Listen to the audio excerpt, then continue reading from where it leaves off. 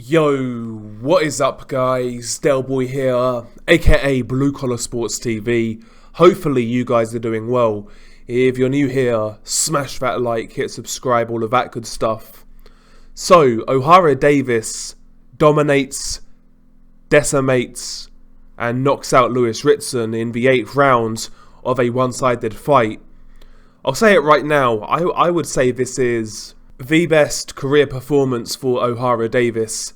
Really, he was in control from start to finish, as far as I'm concerned. And quite frankly, I didn't give Ritson a round. I mean, you could argue maybe the first round, but aside from that, Ritson was dominated in this fight, as far as I'm concerned. And yeah, like I said, this was the best career performance for Ohara Davies. He started this fight pretty well. One thing I noticed was that immediately Ritson could not get his range right. Ohara Davies is a very deceptive fighter because he's not the tallest 140 pounder in the world, but he has an exceptionally long reach. And very often you could see Ritson kind of on the outside where maybe he thought he was out of danger, but Ohara Davies was able to pop him with a jab with relative ease. I felt that Ritson was really struggling with his distance control throughout this fight.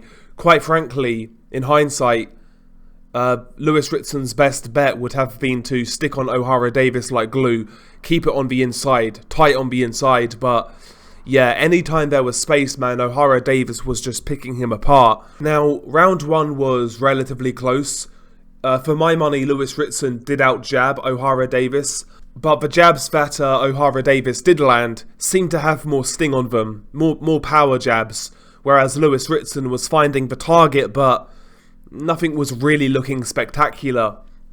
Not only that, immediately in round 1, Ohara Davies found a home for his right uppercut, because when you look at Ritson fight, primarily he kind of hunches over, head over his front foot, comes in straight lines. He's got a guard, but his elbows are quite far apart. And Ohara Davies' uppercut would penetrate that defense. It would penetrate that guard.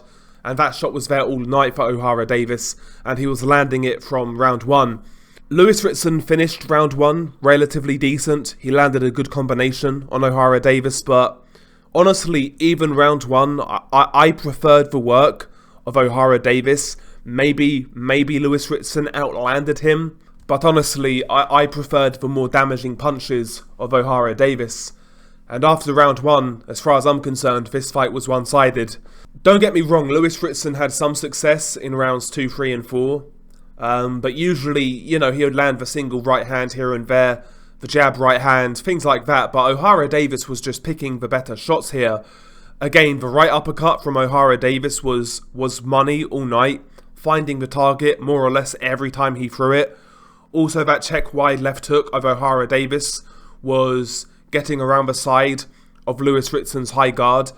That shot of Ohara Davies isn't a great shot. He doesn't turn into that shot that well, but it was landing on Ritson.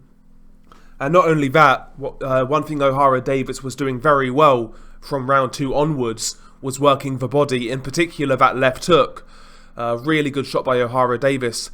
And I also liked the fact that Ohara Davies was changing levels with his jab, jabbing from head to body, mixing the levels up, giving Ritson different looks. And Ohara Davies was just picking some really good single shots in this fight. And, don't get me wrong, Ohara Davies is a very raw fighter. Technically, he is unrefined in regards to his footwork, his balance, things of that nature. But every time Ohara Davies was in range and he let go of a power shot, it felt like it landed every single time. Ritson had no answer to what Ohara Davies was doing. He couldn't get past Ohara Davies' jab. He couldn't get past the awkward style of Ohara Davies. And quite frankly, he never really built up a rhythm all night. Ohara Davies was just picking him apart. And round by round, again, rounds 2, 3 and 4, yes, Ritson was competitive to a degree, but he was losing those rounds. And I felt after round 4, the stoppage was more or less a matter of time. quite frankly. Round 6 was one pivotal point. Ohara Davies caught Lewis Ritson with a left hook to the body. Lewis Ritson was badly hurt, never went down, to his credit. But he never recovered from that. You could tell after that body shot in round 6, every time Lewis Ritson would dip and feint to the body, Lewis Ritson would then lower his guard because he was expecting a body shot. As a result, Ohara Davies would ping him with a jab, would come with the left hook to the head. Sometimes he'd utilise the overhand right to the head, right uppercut, etc. The feints to the body after Lewis Ritson was hurt to the body, again, was money for Ohara Davies. And round 6, man, you just realised it was a matter of time. Round 8 was where this fight ended. Ohara Davies started very aggressively, pushing Lewis Ritson back.